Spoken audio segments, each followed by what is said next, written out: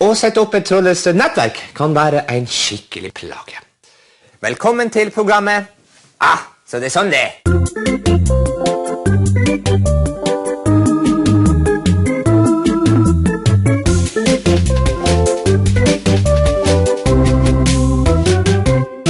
I dag så skal jeg lære deg å komme deg på internett. Og da trenger du PC, trådløs router og kabel. Du trenger ikke hatt, solcellepanel og en brus.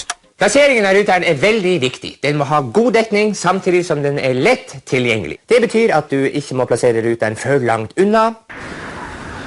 Men kanskje viktigst av alt er at du ikke plasserer routeren i vann. Men hvis uhellet først har vært ute og du har plassert routeren i dusjen, så finnes det noen valg. Du kan ta morgenvasken et annet sted. Du kan dusje i springen. Og så kan man selvsagt argumentere om man skal slutte å vaske seg, men...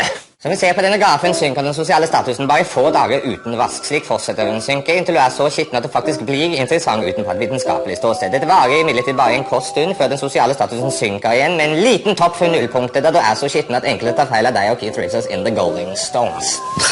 Da foreslår jeg heller at du dusjer hos en nabo. Abraham, min gode nabo! Hei. Du, det har seg slik at jeg har vært så uheldig å plassere ruteren i dusjen min, så jeg får ikke gjort morgenstellet mitt, og det vil jo raskt gå utover min sosiale status. Din dusj er jo mye ledig, for du er ikke akkurat kjent for å vaske deg. Faktisk så minner du litt om Keith Richards. Uansett kan jeg få låne dusjen din. Når du er hos naboen og dusjer, så er det mange viktige ting å ta hensyn til. Du må ikke ta imot brødristeren som naboen tilbyr deg. Brødrister! Du må heller ikke ta imot TV-en som naboen tilbyr deg. Et fjernsyn! Men kanskje viktigst av alt er å ikke la deg friste av de fargerike medikamentene som naboene har liggende i skapet sitt.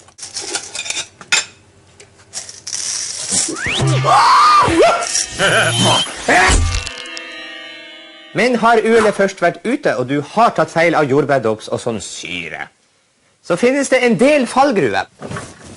Du kan ikke fly. Du bør ikke bli popstjerne. Ja, altså, mannen er jo gjennomgangsfiguren i hele flata, kan du si. Sånn, hvis du ser for deg et glass med vatten, da danser indianerne. Ofte. Og du må vurdere nøye om dette er tidspunktet å gå i banken og søke om lån. Ja, hvilke beløp kunne du tenkt deg å låne da? 12 millioner! Og hva skal du bruke de pengene til? Men skulle du være så heldig at du faktisk får 12 millioner i lån, så åpner det seg opp mange muligheter. Du kan for eksempel kjøpe enda flere fargerike piller. Du kan kjøpe din egen strand i Syden. Og nå skulle jeg hatt en hatt, solcellepanel og en brus. Eller du kan slå deg sammen med din gode nabo og starte en fabrikk for produksjon av fargerike piller som ligner på jordbærdrops, men som egentlig er syre. Og bli kjemperik. Få opp dampen, jeg har fått masse bestillinger!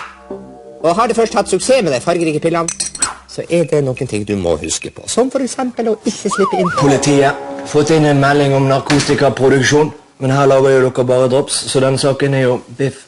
Ta meg en drops. Jævla godtesyk. Akkurat kjøpt meg en sånn her Suzuki Grand Vitara, jævla praktisk, 4-hjulstrekk og plastikk. Du må heller ikke slippe inn politifolk som leter etter savna politifolk. Politiet leter etter en savnet kollega som var på sporet av en narkotikafabrikk. Der ligger jo han, så da er jo den saken biff. Da velger jeg å avslutte saken. Ta meg en drops. Jævla godtesyk. Akkurat kjøpt meg en Volvo stasjonsvogn. Jævla... Man må heller ikke slippe inn konkurrerende kriminelle som er sure fordi du har tatt over hele markedet deres. Nei, forlatt! Jeg hører at en medisinfabrikk er forråd. Må gjøre det all snop? Ich hatte eine Schnuppe gekauft. Sehr schnuppekrank. Ich hatte eine Mercedes gekauft und ich... På dette tidspunktet kan det være en god idé å komme seg unna før problemene blir for store. Og da trenger du bare å bestille en flybillett. Og du trenger PC, avreisetidspunkt, destinasjon. Og med en trådløs ruter kan jo du gjøre det fra hvor som helst i huset ditt. Ikke tilkoblet internett. Da må du i så fall sjekke strømledningen. Sånn ja, da var ruten på plass, og du har trådløst nettverk i hele huset ditt. Så da kan du bare google og gagle så mye du bare vil. Vi ses!